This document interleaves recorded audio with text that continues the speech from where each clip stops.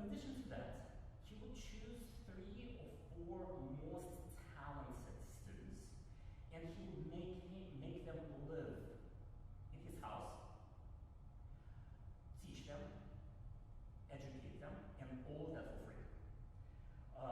They would stay in their house all year round, and that was one of the requirements, so he could control their life entirely. Today, it would raise so many red flags. Back in the 1800s, it was okay. And apparently, his approach was quite successful. So young Rachmaninov is here, and if you don't recognize this face, this is Alexander's cracker. So 2 of top names, and at that time nobody knows them. That already tells quite a story. In addition to that, it was also Alexander Ziloty, it was also Igumnov, very, very famous piano people in Moscow at that time. So what exactly their schedule was? They had to get up at 6 in the morning and practice at least 3 hours a day. And since you live in the house of your teacher, you cannot escape. Then after that, general education classes. Then after that, someone else, he would hire a lady to come to the house to sight read with them beforehand. So they knew symphonic repertoire firsthand, literally. Then it would be social time, and Zverev would invite to his house most famous people, Rubinstein, Tchaikovsky, you name it. After that, it would be the time to go to the theater or to the concert, and finally, after that, and that was controversial even at that time, he would take them to a bar. And when the people say, like, what are you doing? They're underage. He said, wait, they will see that there is absolutely nothing attractive in what's going on in those establishments. Plus, let's think logistically. So the show ends like 10, 10:30, 11, right? Then you go to a restaurant or to a bar, spend some time there. 6 in the morning practicing doesn't get cancelled, right? So after some time, the students started asking, Mr. Zverev, can we please skip the bar? He said, like, well, we need to eat after the show. Can we please skip the show? And then Zverev told his friends, you see, my system is working. No one is going to be an alcoholic. And it proved to be true.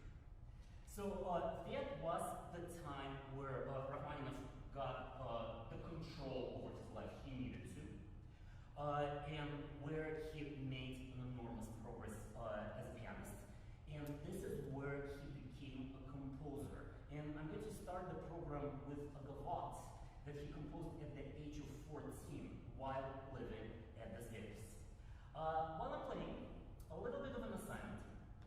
Think why this piece actually is not a gavotte. If you feel lost, I will help.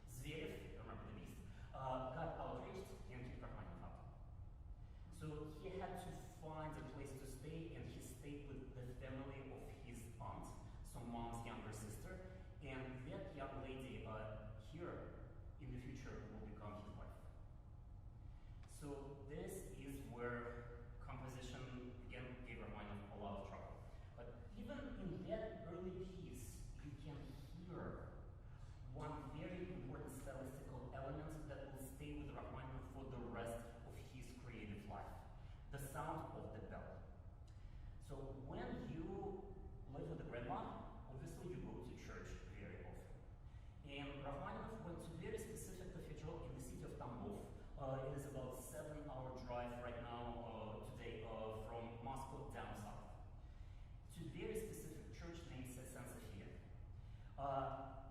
And there he fell in love with the sounds of 4 bells that go like this.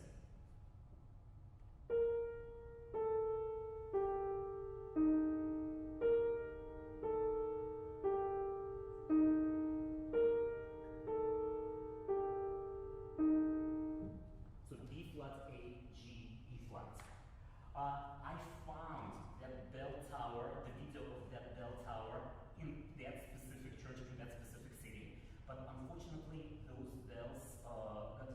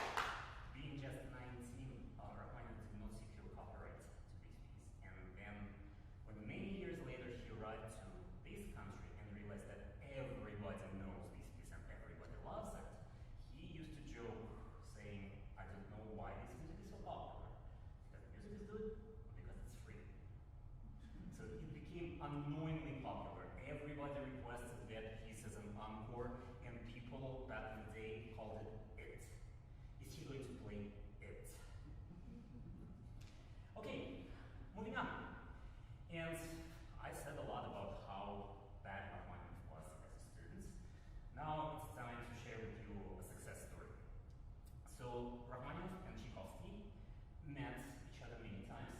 They knew each other. Obviously, they couldn't be friends. Their age difference was too grand. And Tchaikovsky was one of the committee members when Rachmaninov presented his big graduation project, an opera named Allegro. And in Russia, the grading system is numbers, so the highest number is 5. If you are really, really good, you get 5 plus. When Tchaikovsky read through Rachmaninoff's manuscripts, and Rachmaninoff composed one-act opera in just 3 weeks, Tchaikovsky was so impressed that that was the grade that he gave young Rachmaninoff. I'm not making that up, it's documented. This paper is still in the library in Moscow Conservatory. So, moreover, Tchaikovsky approached Rachmaninoff saying, I myself just composed a one-act opera, Elanta, and it's not long enough to fill the whole night. Would you mind if our 2 operas would premiere together at the Bolshoi Theater? And obviously, Rachmaninoff went speechless. Tchaikovsky waited a little bit for an answer and said, okay, if you lost your words, can you please think? Rachmaninoff did. And the premiere of the opera was a big success. So what would be the next step for already quite famous young composer? Obviously, First Symphony. First major work for the orchestra. So Rachmaninoff's First Symphony is written in D minor. If you're familiar with fixed Do system, D is Re, R, Rachmaninoff. So it's like his favorite key. That, by the way, was also in D major. And he had huge hopes for it. The premiere was a disaster. So one of the critics, also quite a famous composer, he is a member of the Mighty Handful, I'm not going to say his name, wrote on the paper literally this. Okay.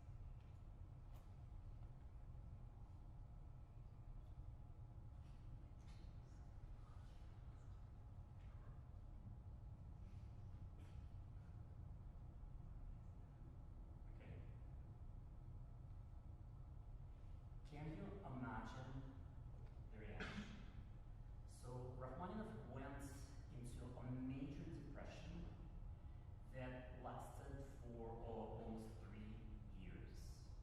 He composed nothing, he disappeared from all social circles, and when his friends would bump into him on the streets saying like, why don't you come to our music nights on Tuesdays? He would answer, I'm not a composer. It's really hard to find the music that's written during that time period for obvious reasons. He composed a couple of songs. But I'll play for you a piece that is written later in 1910s. But I think it describes his state of emotions at that time quite accurately.